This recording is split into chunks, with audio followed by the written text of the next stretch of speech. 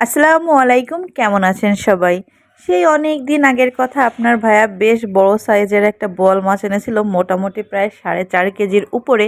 তো মাছগুলা খেতে খেতে একদম লেজের নিচের দিকের যে চিকন মাছগুলো আছে ওইগুলা বাকি ছিল। তো স্বাদটাও কেমন জানি একটা হয়ে এসেছে, মানে টাটকার একটা স্বাদ। আর তাছাড়া লেজের দিকের মাছ কিন্তু অতটা স্বাদেরও হয় না।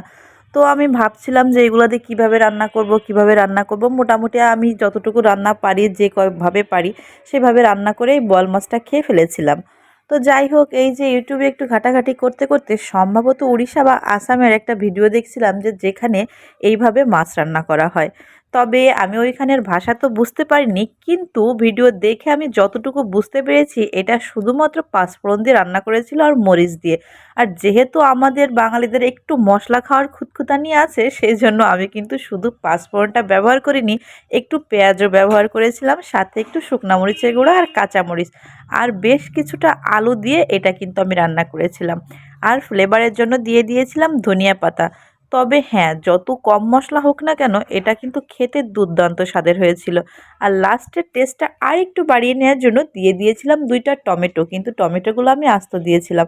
আপনারা তো জানেন আপনাদের ভাইয়া এবং আমার ছেলে টমেটো কেউই পছন্দ করে না, এই জন্য আমি তরকারির মধ্যে যখন টমেটো দিই চেষ্টা করি ছোট হলে আস্ত দেওয়ার, আর যদি খুব বেশি বড় হয় সেক্ষেত্রে 2 টুকরা করে দেওয়ার।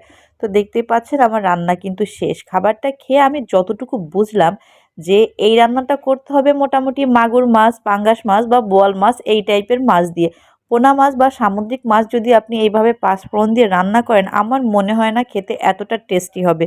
তো যদি কারো রেসিপিটা ভালো লেগে থাকে আর এইটা দিয়ে আপনারা রেসিপিটা ফলো করে রান্না করে খেতে চান, চেষ্টা করবেন এই টাইপের মাছ দিয়ে খেতে, সমুদ্রের মাছ বা পোনা টাইপের মাছ স্কিপ করতে। তো এছাড়াও কিন্তু আজকে রান্না করেছিলাম গরুর মাংস কাঁঠাল বিচি দিয়ে, আর এটার রেসিপি আমি আপনাদের সঙ্গে শেয়ার করলাম না, কারণ এই ধরনের রেসিপি আমি আগেও অনেকবার শেয়ার করেছি। তো যথারীতি রান্নাবান্না শেষ করে আপনাদের ভাইয়ের জন্য সুন্দর একটা থালি সাজিয়ে নিয়েছিলাম। এবার আসেন এই ভিডিওটার সব থেকে মজাদার পার্ট, মানে যেটা আমার কাছে খুবই প্রিয়। এই যে যে শীত চলে এসেছে, এখন থেকে কিন্তু প্রায় প্রতিদিনই আমার বাসায় এই সালাদটা হবে। কাঁচা মূলা আর হচ্ছে কাঁচা টমেটো, ধনিয়া পাতা, একটুখানি সরিষার তেল, একটুখানি পেঁয়াজ আর পেঁয়াজ কলি দিয়ে। আমার এটা খাওয়ার জন্য কিন্তু কোনো প্রকার মাংসের শুধু দরকার নেই, যেমন আমি মাংসের সঙ্গে খেতে পারি তেমন মাছ বা যে কোনো সবজির সঙ্গেও এটা আমার দুর্দান্তভাবে চলে। আর পুরা শীত জুড়েই কিন্তু এটা চলবে। আর এরপর যখন গরম চলে আসবে তখন কিন্তু খাওয়াটা বন্ধ হয়ে যাবে। কারণ কি বলেন তো? কারণ তখন টমেটোর গায়ে হাত দেওয়া যাবে না, হাত দিলেই ছ্যাঁক লাগবে। এই যে খাওয়া দাওয়া শেষ করে ছোট্ট একটা ভাত ঘুম দিয়ে চলে গিয়েছিলাম বিকালবেলা বাবার বাড়িতে। আর সেখানে যেয়ে দেখি আমার টুনিটা উড়াধুরা ড্যান্স দিচ্ছে আর বলছে, আম্মা আমাকে একটু ভিডিও করো, আমাকে একটু দেখাবা সবাইকে।